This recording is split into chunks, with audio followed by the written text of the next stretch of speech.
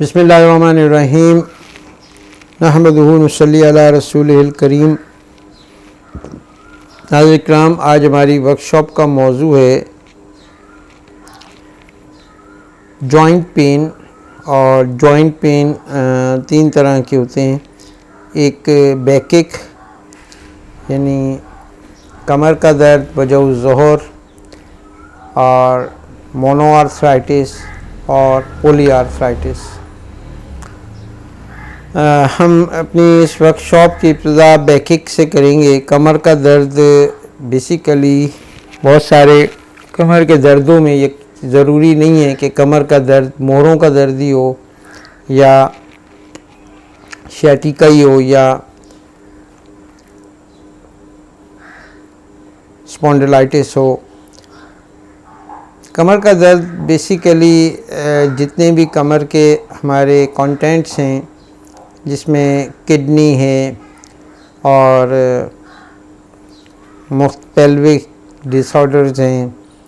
Muscles हैं, और इस सारे कंटेंट्स को डायग्नोस करना इंतहाई ज़रूरी है। लिहाजा कमर के मरीज़ जब आपके पास तशरीफ़ लाएं तो आप उनको सीधा खड़ा करने के बाद आप उनके दोनों बाजू ऊपर करके उनको राइट एंड लेफ़्ट मूव करने को कहें। पूरा बॉडी को ट्विस्ट करके देखें। फिर उनको रकू में जाने का कहें और नीचे बैठने और उठने का कहें। इन किसी भी किस्म की मूवमेंट्स में अगर दर्द बढ़ जाए या मूवमेंट करते हुए मरीज़ को परेशानी हो तो ये यकीनन कमर का दर्द मोहरों का दर्द ही होगा। इसके साथ अगर उसके पाँव सुन्न होते हैं, अंगूठा ख़ास तौर पे, या छोटी उंगली सुन्न होती है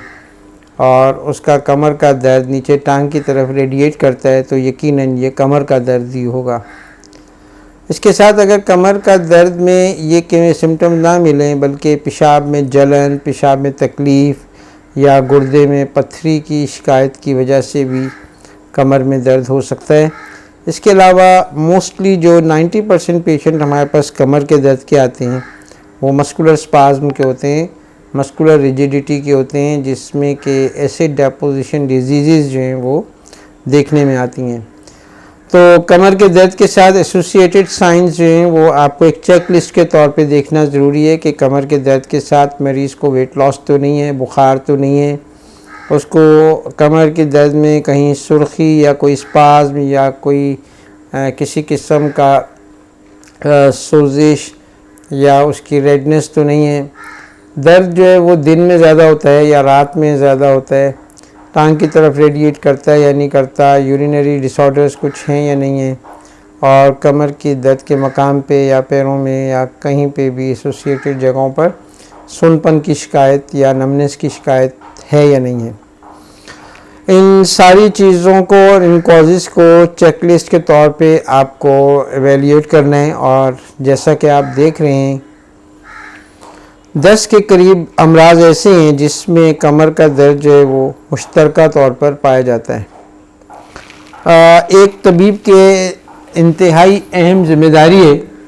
कि वो कमर के दर्द के मरीज़ों को बहुत अच्छे तरीके से उनका क्लिनिकल वर्कअप करे और किसी भी किस्म की इन्वेस्टिगेशन में ताख़ीर जो है वो मरीज़ के लिए बहुत ज़्यादा तकलीफ़ का बाइस बन सकती है। लिहाजा सबसे पहली चीज़ कि कोई ट्रॉमा या स्प्रेन या वज़न उठाने की कोई हिस्ट्री है या नहीं है। इंट्रावर्टिब्रल डिस्क हर्निएशन या डिस्क डीजनरेशन जो है वो उसको डायग्नोस करना इंतहाई अहम काम है। Osteoarthritis of the spine, tuberculosis of the spine, osteoporosis, spondyloarthritis, traumatic vertebral trauma, metastasis यानी कैंसर, और पेल्विक इन्फ्लेमेटरी डिसऑर्डर्स, और इसके साथ ही यूरिनरी डिसऑर्डर्स भी हैं। तो नाज़रीन, आप एक मुआलिज की इंतहाई अहम ज़िम्मेदारी है, ख़ास तौर पे वो लोग जिनका हिजामा से बहुत ज़्यादा वास्ता पड़ता है, उन लोगों के लिए ये बहुत ज़रूरी है कि अगर वो डिफरेंशियल डायग्नोसिस और इसके असूलों से वाकिफ़ नहीं है और वो सिम्टोमेटिक ट्रीटमेंट के लिए मरीज़ का हिजामा कर देते हैं और खुदा ना खास्ता उसको बैक एंड पे कोई इन्फेक्शियस डिसऑर्डर्स हैं, कैंसर है या टीबी है, तो वो इनके लिए, ऐसे लोगों के लिए उनका ये कदम जो है वो बहुत ज़्यादा ख़तरे का बाइस बन सकता है। अब वन बाय वन हम इन सारी डिजीज़ के डिफरेंशियल डायग्नोसिस के स्पेसिफिक पॉइंट्स, उनकी टेम्परामेंटल कोरिलेशंस, उनकी डायग्नोसिस डिस्कस करेंगे और उनकी मैनेजमेंट। स्प्रेन या खिंचाव या स्पास्टिसिटी, ये भी एसिडिस यानी कि डिपोजिशन डिजीज़ इसके बैकग्राउंड में होती है बहुत सारे लोगों में, यानी कि लचक जो है उनके मसल्स में और उनकी हड्डियों में बहुत कम होती है, जिसकी वजह से अचानक खिंचाव पड़ने से उनके लिगामेंट्स या उनके सॉफ्ट मसल्स जो हैं उनमें इंजरी हो सकती है। इसकी वजह से माइल्ड किस्म की जॉइंट के ऊपर यानी कि स्वेलिंग हो जाती है, रेडनेस हो जाती है, मसल्स जो हैं वो शदीद दर्द करते हैं, पाँव उठाने की या उस मुतासरा मकाम को मूवमेंट करने में बहुत ज़्यादा तकलीफ़ होती है और मसल्स जो हैं वो वज़न नहीं उठा पाते। ये इनके साफ इसमें हिस्ट्री जो है वो बहुत ज़्यादा क्लियर है कि यकीनन कोई ना कोई डैमेज हुआ है, कोई वज़न उठाया है, मोच आई है या इस तरह की कोई भी शिकायत हुई है जिसकी वजह से ये स्प्रेन हुआ। लेकिन ये स्प्रेन की टेंडेंसी उन लोगों में ज़्यादा होती है जो कि चावल, चिकन, यखनी, पुलाव और बाज़ार के कढ़ाई गोश्त ज़्यादा खाते हैं, कोल्ड ड्रिंक ज़्यादा पीते हैं। इनके मसल्स में इन सारी डाइट्स के एसिड जो हैं डीप टिश्यूज़ में डिपॉजिट हो जाते हैं, जो एक्टिन मायोसिन तक यानी कि जो लेयर्स होती हैं वहाँ पे ये एसिड डिपॉजिट हो जाता है, जिसकी वजह से मसल्स जो हैं उनमें वज़न बर्दाश्त करने की जो सलाहियत कम हो जाती है और उनमें खिंचाव और अकड़ाव ज़्यादा पैदा हो जाता है, उनकी इलास्टिसिटी कम हो जाती है और ये मुख्तलिफ़ किस्म के चोट के लेवल पे और वज़न के लेवल पे डिपेंड करता है कि किस लेवल का मसल जो है वो डैमेज हुआ है। अगर मुकम्मल डिस्कनेक्शन हो चुका है तो ये फिर ऑपरेट किए बगैर ठीक नहीं होता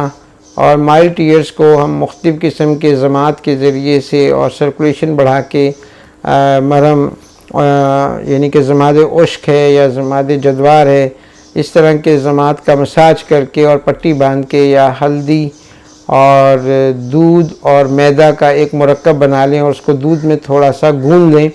और उसकी पेस्ट बना के इस जगह लगा के और क्रैम बैंडेज जो है, क्रैम बैंडेज ऊपर इस्त्री से गर्म करके उस बैंडेज को यहाँ पे बांध दें और उसकी मूवमेंट जो है वो लॉक कर दें। तो ये पेन जो है वो 2 से 3 दिन में ये स्प्रेन अगर माइल्ड टीयर है तो ये ठीक हो सकता है। दूसरी बड़ी डिजीज़ कमर के अमराज में इंट्रावर्टिब्रल डिस्क हर्निएशंस हैं। इसमें भी जैसा कि आप एक हेल्दी स्पाइन को भी देख रहे हैं और एक स्पाइन देख रहे हैं कि जिसमें जब कमर के मोहरों पे दबाव बढ़ जाता है तो उनकी डिस्क जो है वो एक तरफ जो थोड़ी सी टर्न हो जाती है या डिसलोकेट हो जाती है और इस हर्निएशन को ये थीकल सैक के ऊपर यानी कि दबाव डालती है और वहाँ से निकलने वाली नर्व जो है वो बहुत ज़्यादा मुतासिर होती है और मरीज़ को अलॉन्ग द नर्व जो है वो शदीद पेन होता है, जैसे लंगड़ी का दर्द या शियाटिका या मुख्तलिफ़ नामों से इसको मौसूम किया जाता है। इरकुन निसा भी एक मारूफ लफ्ज़ है इसकी तशख़ीस में। एक इसमें जैसा कि आप देख रहे हैं कि अगेन वजह क्या होती है कि हमारे मसल्स ने मोहरों को सख्ती से बांध के रखा हुआ होता है। जब मसल्स की एक ग्रिप मोहरों के ऊपर कम हो जाती है तो ये मोहरे आपस में मिलना शुरू हो जाते हैं या ओबेसिटी की वजह से या ज़्यादा वज़न उठाने की वजह से ये मोहरे जो हैं दबना शुरू हो जाते हैं और जिसकी वजह से ये सारी की सारी पैथोलॉजीज़ होती हैं। लिहाजा इस किस्म के मरीज़ों को मूवमेंट करने से रोक दिया जाए, ट्रैक्शन की जाए, फिजियोथेरेपी की जाए और इन लोगों को हल्दी, काली मिर्च, बादियान का कहवा यानी सौंफ का कहवा और देसी घी और जैतून का तेल जो है वो ज़्यादा से ज़्यादा इस्तेमाल किया जाए। उसके बाद जो है कि इन मसल्स को ताकत देने के लिए रोगन सुर्ख का या रोगन कुश्त शीरी का या रोगन मालकंगनी का मसाज करा के इस्त्री से कपड़ा गर्म करके या हीटिंग पैड से उनकी टकोर की जाए और साथ साथ ट्रैक्शन भी दी जाए और ये कंप्रेशन जो है उसको कम से कम किया जाए। और ये पेन जो है इसकी तशख़ीस ये है कि सीढ़ियाँ चढ़ने से, वज़न उठाने से, वॉक करने से ये वज़न जो है वो पेन जो है वो बढ़ जाता है और ये बैक से लेके लेग मुतासरा टांग के यानी कि उंगली के सिरों तक ये पेन जो है वो रेडिएट करता है और इसको MRI या CT स्कैन से, एक्सरे के ज़रिए से भी आसानी से डायग्नोस किया जा सकता है। एक और जो कॉमन कॉज है पेन की, लो बैक पेन की, वो ऑस्टियोआर्थराइटिस ऑफ द स्पाइन है।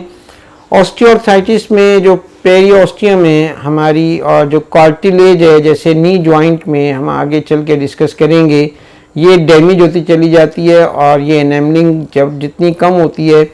उतना उसके नीचे जो नर्व हैं वो एक्सपोज होती चली जाती हैं और वो साइनोवियल फ्लूइड जो है उनमें ट्रैवल कर जाता है और वो शदीद दर्द का बाइस बनता है। इसकी भी वजह एक ही है कि जो हमारे मसल्स ने जो मोहरों को ग्रिप किया हुआ होता है उनकी ग्रिप कम हो जाती है और ये उम्र के साथ साथ भी हो सकता है, मौरूसी तौर पे भी हो सकता है, नर्व इंजरी इसके नतीजे में हो सकती है और फिज़िकल एक्टिविटी ना करने की वजह से एक ही जगह बैठे रहना भी इन सारी चीज़ों को बढ़ा सकता है। इसमें मूवमेंट करने से और यानी कि जो है वो बहुत ज़्यादा पेन होता है, सीढ़ियाँ चढ़ने से, वज़न उठाने से, मसल्स के अंदर बहुत ज़्यादा स्टिफनेस होती है, स्वेलिंग होती है और मूवमेंट करने से, राइट लेफ़्ट मूव करने से मोरों के शदीद दर्द होता है। इसके अलावा ओवरऑल जिस्म में मरीज़ ये शिकायत करता है कि उसकी टांगें ठंडी रहती हैं, पाँव ठंडे रहते हैं, मरीज़ की BMR गिरी हुई होती है और इन मरीज़ों की पर्सनल हिस्ट्री में ये होता है कि इनके खाने पीने के कोई ख़ास औकात नहीं होते, बेवक्त खाना खाते हैं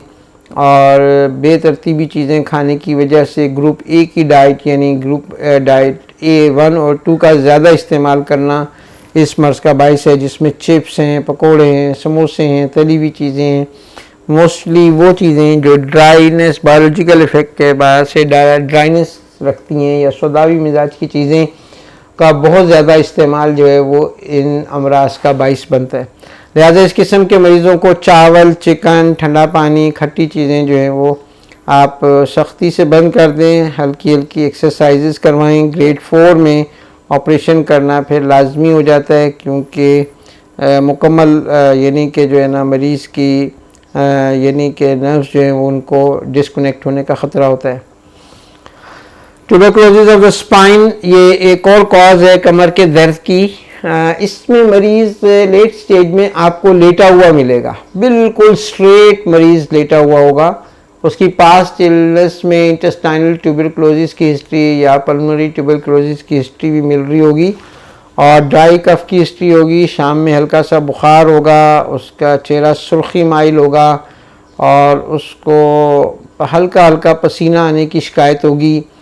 ये सारी की सारी अलामतें, वज़न बिल्कुल उठाना तो दूर की बात है, मरीज़ करवट लेने के काबिल भी नहीं होगा क्योंकि मोरे अंदर से बिल्कुल डैमेज हो चुके होते हैं। और ऐसा उन लोगों में होता है जो बहुत अरसे तक अल्कोहल का इस्तेमाल करते हैं या किसी इम्यून डिसऑर्डर्स का शिकार होते हैं या इम्यूनोसप्रेसिव ट्रीटमेंट ले रहे होते हैं। ये सारी की सारी चीज़ें इन चीज़ों का बाइस बनती हैं। लिहाजा इस किस्म के मरीज़ों का इलाज जो है वो हल्दी, काली मिर्च और शीर आँख से करना चाहिए और आँख जो है गुलाबे गुले आँख और कुर्स ज़र्द जो है वो इसकी ड्रग ऑफ चॉइस हैं। इसके अलावा अगर ट्यूबरकुलोसिस पल्मोनरी